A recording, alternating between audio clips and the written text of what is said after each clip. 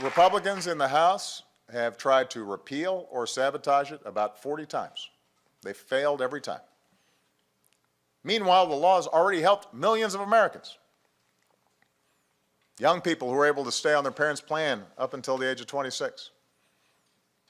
Seniors who are getting additional discounts on their prescription drugs.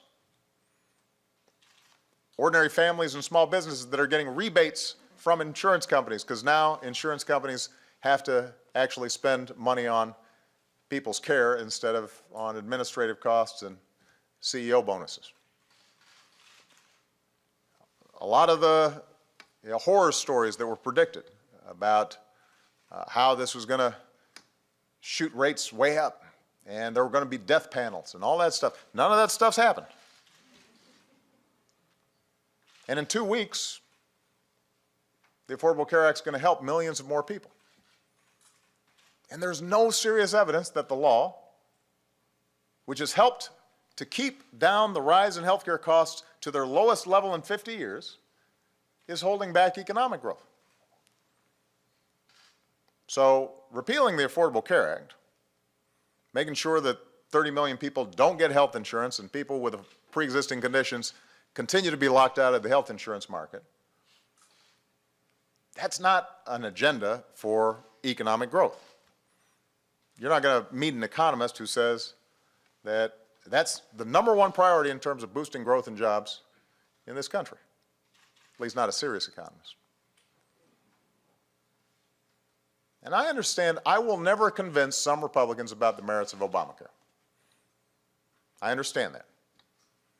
And I'm more than willing to work with them where they've got specific suggestions that they can show will make our healthcare system work better. Remember, initially this was like repeal and replace, and the replace thing has kind of gone off to the wayside. Now it's just repeal. But the larger point is, after all that we've been through these past 5 years, after all the work Americans like those standing behind me have done to come back from the depths of a crisis,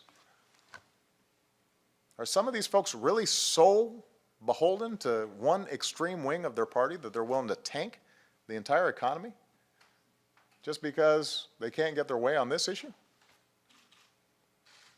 Are they really willing to hurt people just to score political points? I hope not. But in case there's any confusion, I will not negotiate over whether or not America keeps its word and meets its obligations. I will not negotiate over the full faith and credit of the United States. This country has worked too hard for too long to dig out of a crisis just to see their elected representatives here in Washington purposely cause another crisis.